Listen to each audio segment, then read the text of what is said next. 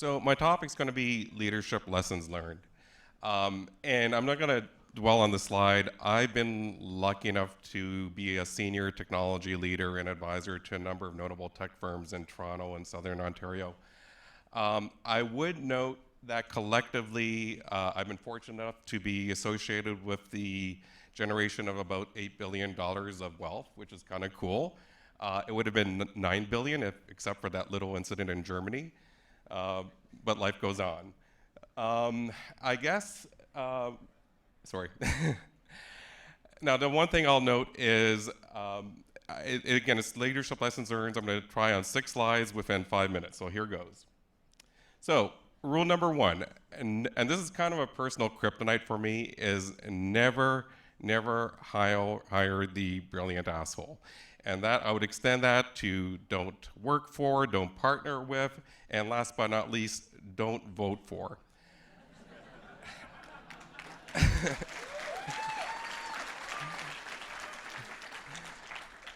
But here's the rub. Everyone's an asshole. It's subjective, it's contextual. I can guarantee I'm an asshole to a good portion of the people in this venue. So how do you possibly hire or work with or partner or vote for a person who's not an a-hole?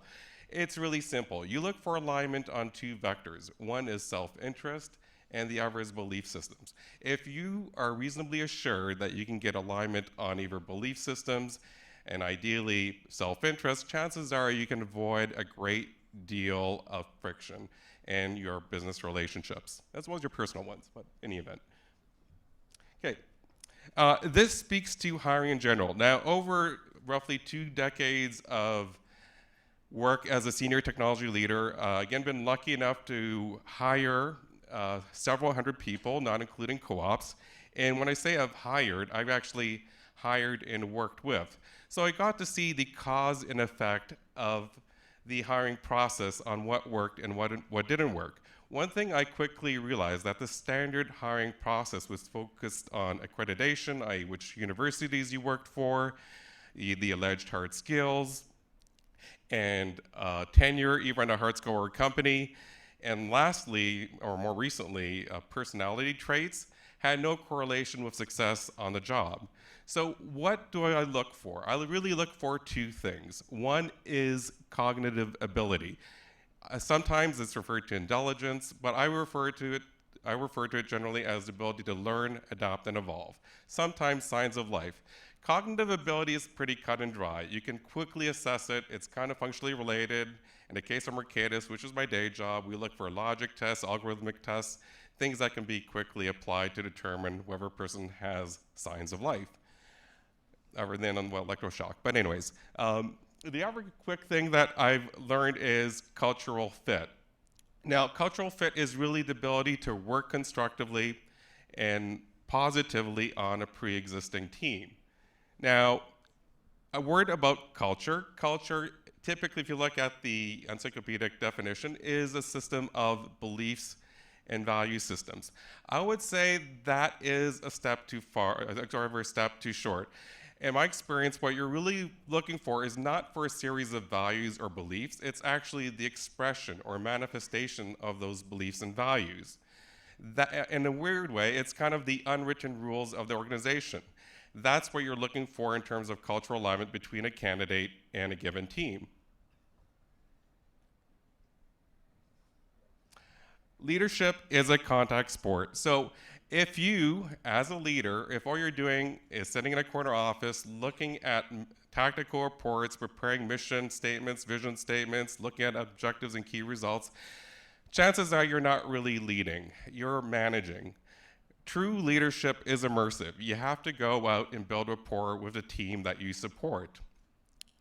As a rule of thumb, if you're spending less than an hour per week of quality time with the people that you support, chances are you are not obtaining the insights that you need to really run your business as a true leader. Processes. Processes are amazing tools. The issue is they're also incredibly dangerous. The reason being is process without thought is a religion. And I've seen this countless times. Chances are, and here's the reason, processes are always derived and evolved in a given context. The issue is things change. The employees change, the environment changes, the technology changes, yet processes tend to remain static. It's kind of an odd human behavior. So the key thing is always question and evolve processes. A quick question which I always ask when I'm advising a company is, why are you doing things this way?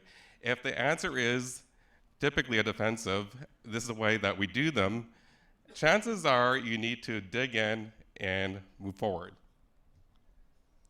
Okay, tools, toys, and technologies. As a rule of thumb, give people what they need. It always surprises me that this is still a thing in 2016, but really give people or equip the people with the laptops, tools, libraries that they need. Relative to your most important asset, the actual people are doing the work, I can guarantee that the cost of a tool is an oil slick upon the cost of your people or the opportunity cost it represents by the inefficiency that's typically introduced. Innovation, last slide. I guess over the last 2 decades, I've been, again, fortunate enough to be involved in a lot of cool things. One thing I've seen, or one thing that I've learned, is the best source of innovation is typically in context with a cool, practical problem. I'll give one example from RedKnee, which involved the Germany incident, or precluded the Germany incident. We were going into the Asia-Pacific region. We cannot literally give away our software. The reason being that the cost of Oracle licenses and the supporting servers would blow our total cost base out of proportion. So I challenged the engineering team. They came back with a proprietary, now patented solution, which was 40 times faster than Oracle times 10 by the time I left in the year 2010. So again, it's a great example of how innovation was inspired by an existing problem. And that concludes, right on time, my talk. So I'll open it up to questions.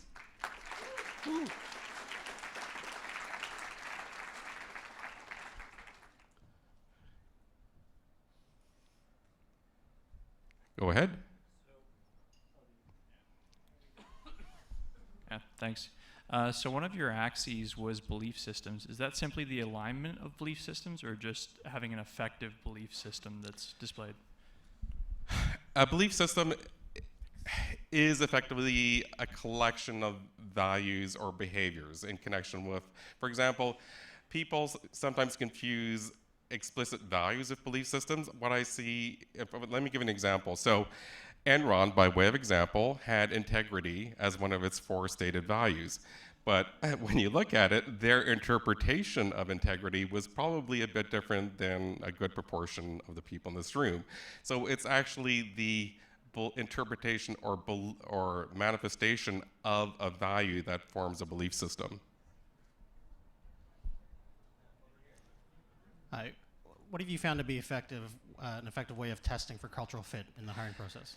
Okay, there are 2 things you can do. One is, and this is the reason behind this is we're all contextual, subjective creatures, is spend a great deal of time. Okay, so me personally, before I co-founded one of the applications noted on the introductory slide called Forte. Spend a great deal of time. I was the first point of contact. I spent time with a person, and more specifically, the people that I trusted in my organization, what I describe as cultural archetypes, spent a great deal of time with that person. As a rule of thumb, if you're spending less than a person day, you're probably not getting an accurate read of that person. Again, there are means of shortcutting that. That's why I and my 2 co-founders developed Forte app to try and shortcut the process. There's another question behind. Hi there. Do you think about people in terms of personality types, like Myers-Briggs or anything like that? Interesting question. I believe that a strong and robust culture actually requires a rich diversity of personality types. Like if I look at my Myers-Briggs profile, I'm INTJ, and a classic personality type based approach, I would hire a room full of INTJs and we would not be able to stand each other. So I would strongly recommend go for personality diversity as opposed that's the best way you can get a robust culture. And interesting enough, the analysis that we've done via an approach based on belief systems, you actually do get personality diversity. Hi there. Do you have any suggestions for fighting pushback on process reevaluation? A lot of it is education. So typically, actually, let me give you a real example. So when I landed at Mercatus, and this is real, in parallel, and I will note in parallel, they had 2 requirement management processes. We were using Jira, which everyone kind of knows it's an electronic requirements management process.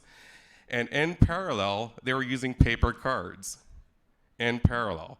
So guess what? Polluted through the office on the walls were literally littered with little paper cards.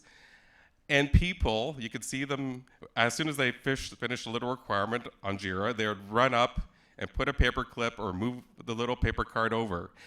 And more interestingly enough, people, of course, once that was happening, you were actually getting dissonance between the paper process and the electronic process. And what I said was, listen, you're probably spending, and I could quickly validate it on the back of an envelope, 30% of your time and just duplicating effort in the requirements management process. So a lot of it was just illustrating that I could make their lives way easier, way more productive, way more efficient. And that is really the key that I use, just illustrating how I can make their lives easier, more effective, or more efficient, and generally better. I think that was the last question.